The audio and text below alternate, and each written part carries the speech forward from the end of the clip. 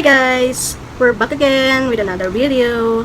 So, if you wanna know kung ano yung video natin today, just keep on watching.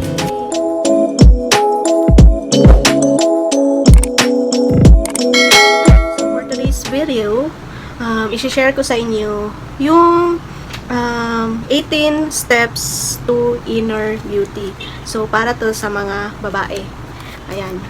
Dito ko kinuha na naman. So, part 4 na to ng librong ito.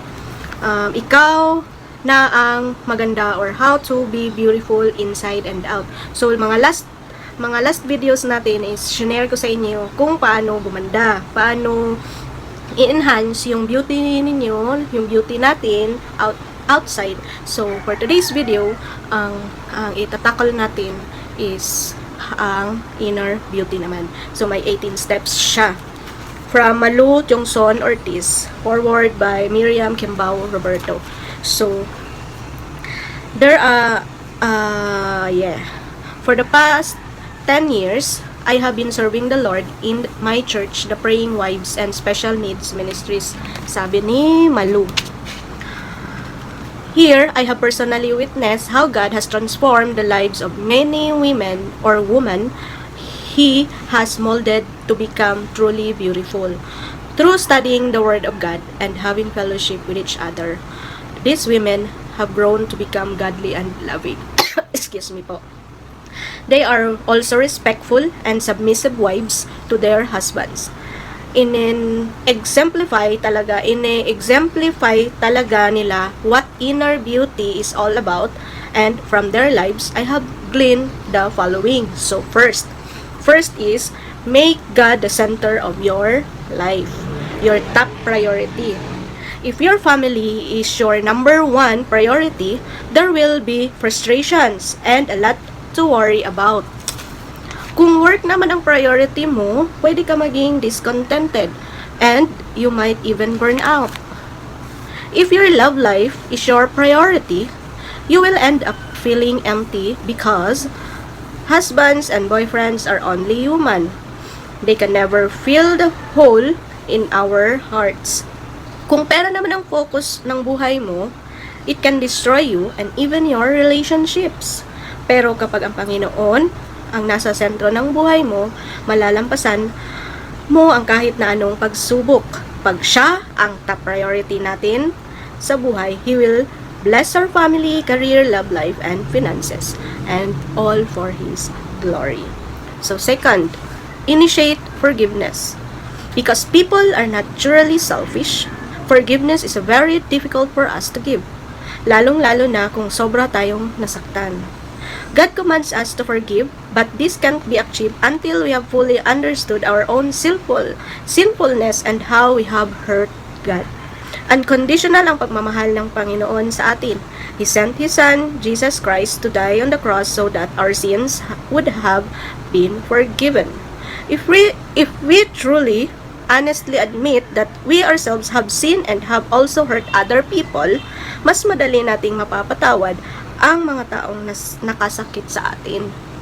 Pero madalas, the eyes of our hearts are blind and hindi natin nakikita ang sarili nating sinfulness. This is why we need Jesus to be our Lord and Savior. Kung matututo tayong magpatawad, we will be liberated from bitterness.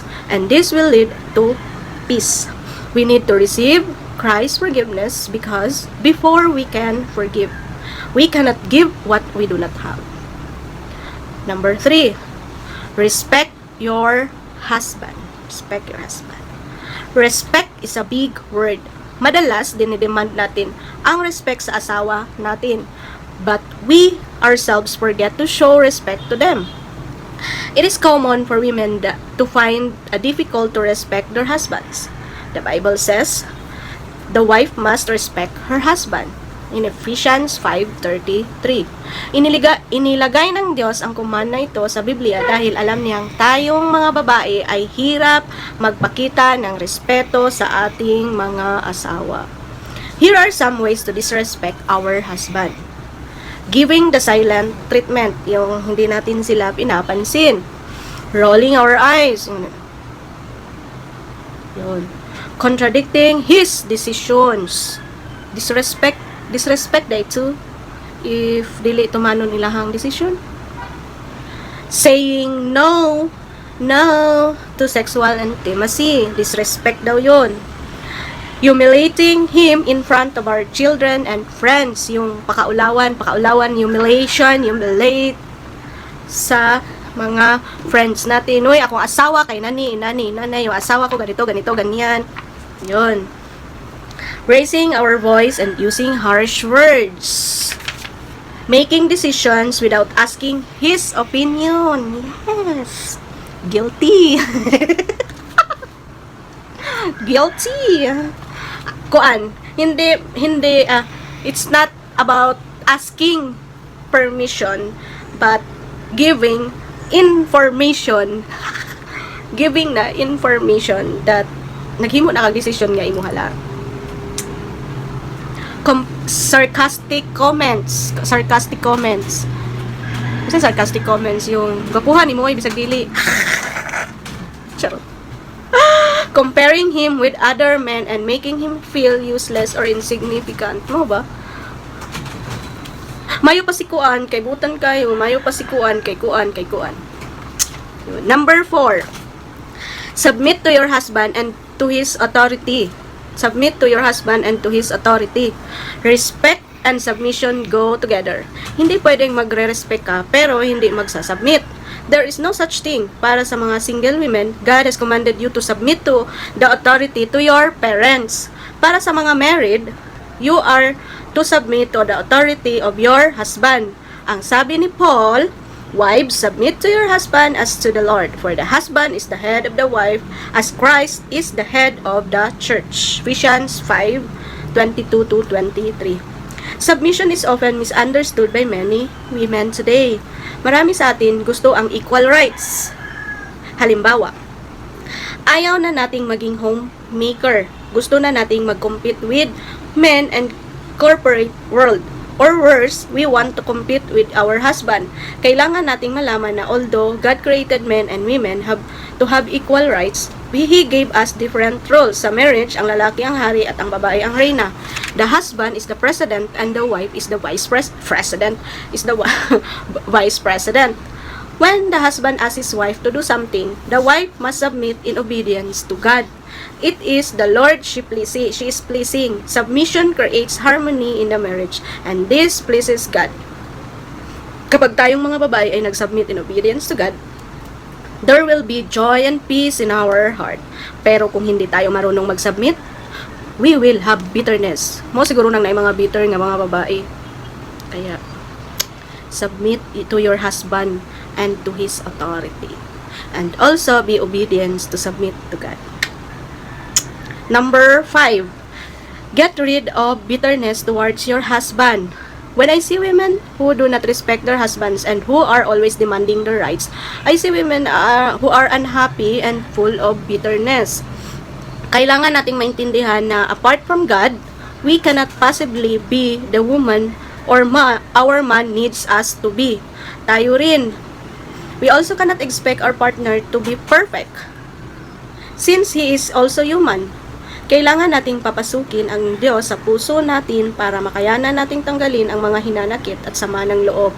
Ang bitterness ay outgrowth ng selfish ego at unforgiveness natin. Learn to count your blessings. Kaysa mag-focus sa negative, mag-focus ka sa positive. Instead of dwelling on the qualities that your husband does not have, learn to appreciate the good qualities that he has. Oh, Jude. Sige ni mo ginaingon imong asawa na nasabihan mo na, ay, ikaw, dapat ganito ka, ganyan. So, mas lalong maiirita lang yan sila sa'yo. Dapat, learn to appreciate. Hala, very good. Kapag nagluto yung asawa mo, tapos parat, sabihan mo na, baliktad man na sa ato atay, no? Sabihan mo na, hala, ang sarap-sarap, pero parang naparami ata to ng asin. Kung tabang, ay, parang kulang ata to ng asin. Ganon, hindi ka, nagluto ka pa. Tapos, pating parata, pating tabanga. Masuko, magagalit yung asawa mo. Hindi na yan magluluto. Yun. Number 6, value family relationships. Number 1 command of God is that we should love Him, and His second most important commandment is that we should love others. Marami sa atin ay may mistaken notion about love. Often, we show love to our family members based on our feelings. Halimbawa, magpapakita ka ng affection sa asawa mo, but only if he will reciprocate or only if he will give you what you need. This is selfish love. Isa pang problema ay kapag ang career or mga personal interest or priority mo sa buhay at hindi ang iyong pamilya. May problema ka kung ganon.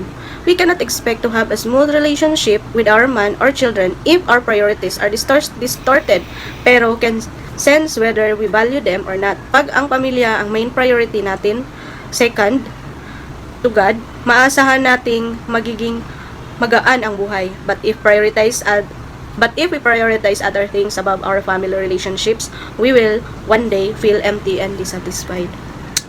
Di naman itaglaing family. Focus sa imong first family. 7. Don't hurt people with your words. The tongue is a small part of the body, but it makes great boast.